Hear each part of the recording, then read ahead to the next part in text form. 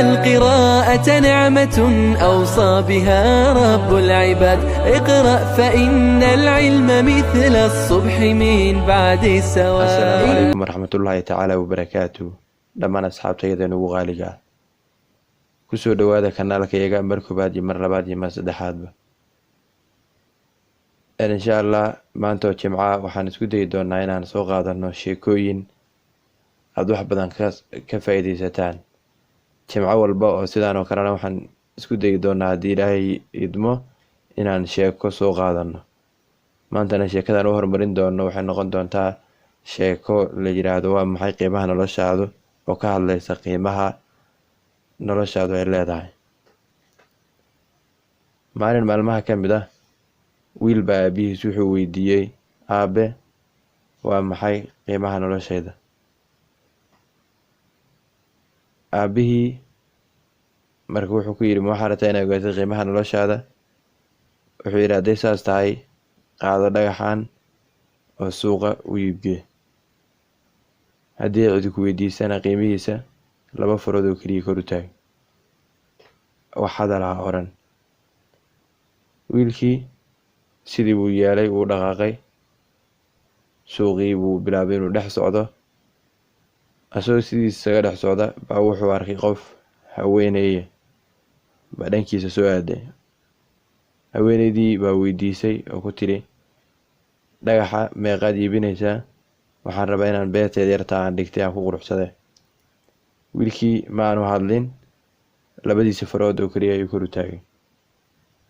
haweeneydii baa eegtay, waxay tiri, $2 miyaa iibinaysaa? waan ku qaadanayaa bay tiri. marka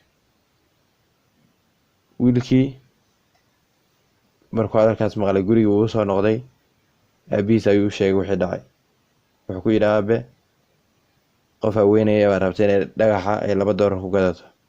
aabihii baa markaas ku yidhi, wiilkaygii meesha xigto aan raba inaad aadid waxa weeye meesha madxafka oo bugaagta iyo lagu kaydiyo agabyada taariikhiga. sidii oo kale haddii cidi ku weydiisana 2 farood oo keliya taag, waxna ha hadlin. wiilkii waa uu dhaqaaqay, dhankii madxafka ayuu dhaqaaqay.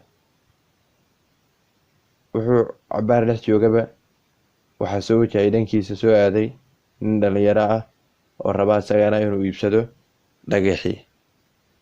ninkii dhalinyarada ah baa ku yidhi marka, wiilow meeqaad iibinaysaa dhagaxan? wiilkii 2 farood uu kor u taagay, ma aanu hadlin. ninkii baa yidhi, $200 waan ku qaadanayaa buu yidhi. wiilkii baa markaa soo yaabay, ku noqday guriga aabihiis oo yidhi, aabe nin baa rabay inuu $200 ku qaato dhagax. aabihiis baa yidhi markaas, wiilkaygii meesha ugu dambeyso aan raba inaad tegtid waxa weeye meesha dhagxaanta qaaliga ah sida diamondka oo kale lagu kaydiyo. tus ninka milkiilaha meesha iskale. hadduu ku weydiiyana waxna ha oran, 2 farood oo keliya kor u taag. wiilkii sidii buu sameeyey, meeshii dhagxaanta qaaliga diamondka iyo lagu iibinayay buu tegey. wuxuu tusay ninkii milkiilaha ahaa. ninkii markuu saa u arkay uu soo booday. wuxuu ku yidhi, xagee ka soo heshay dhagaxan? dhagaxan waa dhagaxda mar aragayo aan caalamkaba hadda baryahan aan lagu arkin oo qaaliga ah. waajib weeye inaan dhagaxan helo yidhi. meeqaad iibinaysaa buu ku yidhi wiilo.